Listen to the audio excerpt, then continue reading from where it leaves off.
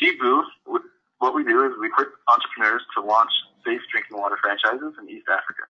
So the situation in East Africa right now is that there's a slowly increasing access, general access to raw water, but access to safe drinking water is still virtually non-existent for the bottom 90% of the population, even in the urban context where we're focused. So 3.4 million people die every year as a result.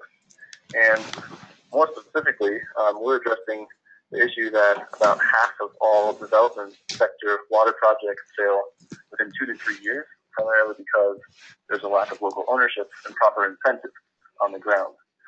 So the lack of opportunity for local ownership spreads beyond the water sector. Unemployment rates are astronomical, greater than 85% in some of the places where we operate.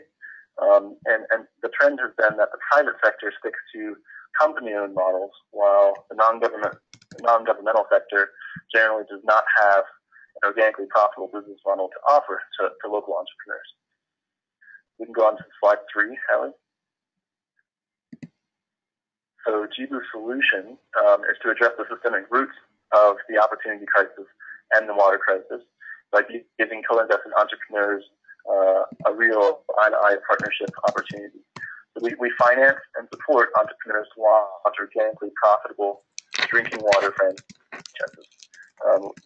In addition to financing, we provide a full business-in-a-box package of the necessary tools and then the ongoing support that our entrepreneurs need to launch and 100% own a successful drinking water business. So even beyond this, our goal is to equip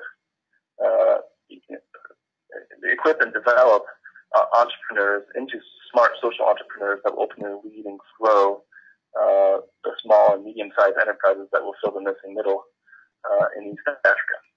We can go to slide 4. Jibu in a box. So what we're actually providing in the Jibu in a box is a water treatment system, water storage tanks, bottles, a small delivery vehicle, marketing, step-by-step business plan, really everything that the entrepreneur needs as a turnkey startup package to start the safe water franchise. So each franchise, the unique value proposition or it's designed to be hyper-local and hyper-efficient. So each franchise is focused on just a 2-kilometer radius. And by focusing on just that local neighborhood, it mitigates the distribution cost of distributing bottled water. Then water can be sold direct to consumer and take out the middleman markup. And then we can also use returnable plastic bottles, so there's no plastic waste, and customers can pay for only water rather than plastic waste. We can go on to slide 5, market context. So this is a map of the alternatives, of some of the alternatives, and how Jibu differs.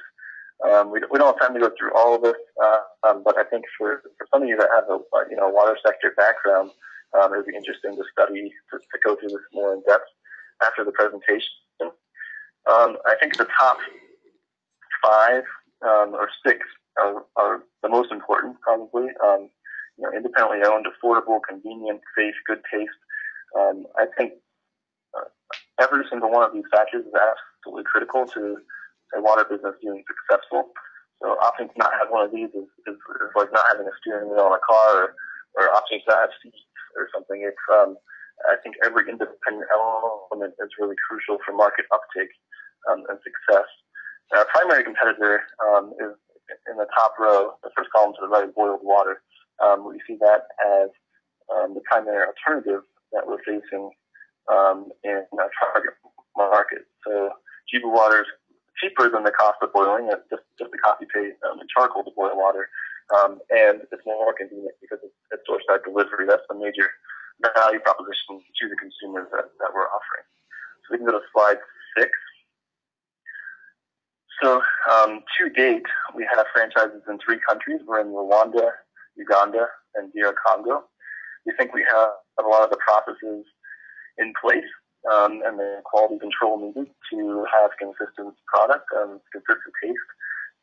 We have validation that aspirational packaging works. That's a really important component of our model.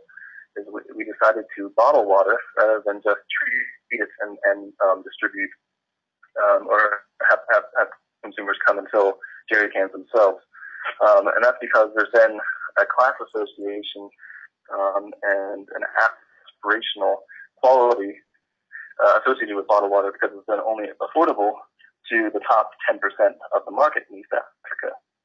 So by piggybacking that class association and positioning, we're tapping into an organic market pull and recognition that bottled water is safer and different than tap water.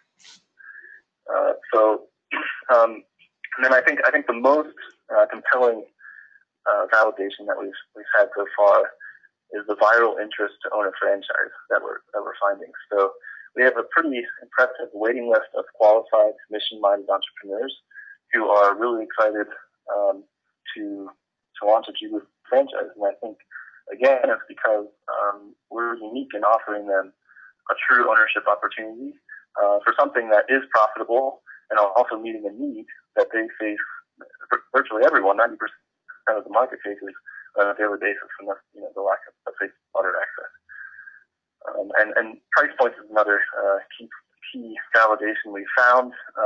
Originally, we were coming at a much lower price point, and our local partners said it was so low that it wouldn't be priced reasonableness in the local market. So we've actually found that there's more demand with a slightly higher price point than with a lower price point, even though we're still less than the cost of boiling.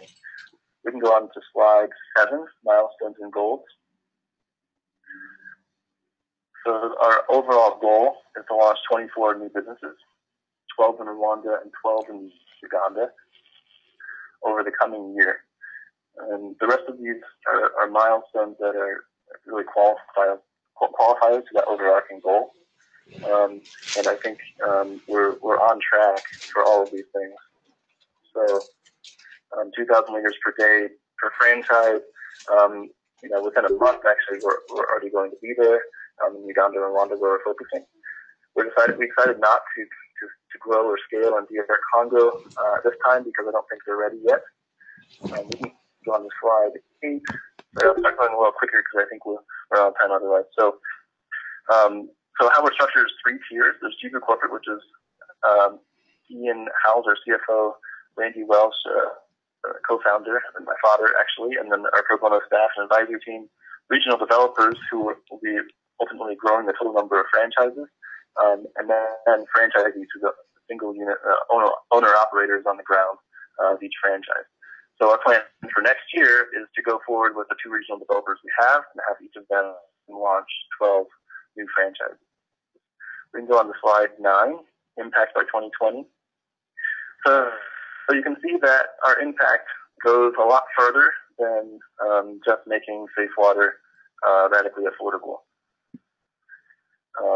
We're using zero energy. We're completely solar, and we'll save over 52 million kilos of charcoal. In addition to the water that we don't take from the grid, that charcoal would have been used to boil water. And then livelihoods, I think, is a really important impact that we care about. When people aren't spending the time getting water, when the air they're breathing is clean, when local community members have meaningful employment, and when we can serve the poorest community members with hygiene and sanitation classes through our water club, which also provides water subsidies to make it even more affordable for that population. I think the livelihoods in each of these local Jibu neighborhoods will increase all around, and we're really just doing a in-depth focus on each of these 2 to 3 kilometer areas around each store. We can go on to slide 10. So a little bit about the financials. A franchise will turn over about $50,000 a year, and we anticipate being paid back for a total upfront investment over 2.5 years as the franchisee pays us back on a lease own. That's our primary revenue driver, is the interest we make on the lease that we give. We give a whole sort of package as a lease. So after the lease is paid off, there's a perpetual franchise fee, and the franchise operates like an annuity. So that makes sense for the Jibu corporate tier and also the regional developer tier. An important thing to note here is that we actually started Jibu with a financial model, and we built the business and operations around those financials. So we did it sort of backwards in a way. We're like, is there a way to make, to create this ownership model and the proper incentives aligned across all levels of operation, and also to make to put something profitable in the water sector. And then from there, we worked back to build up the operation. So I'd love to talk more in depth about the financials and pro forma if anyone would like to later here if we have time. So we can go on to slide 11, funding requirements.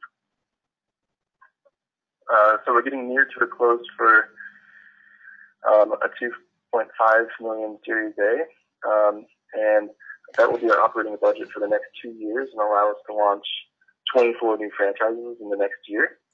But I think primarily it will get us to an adequate cash flow that will allow us to raise only debt instruments from here on out.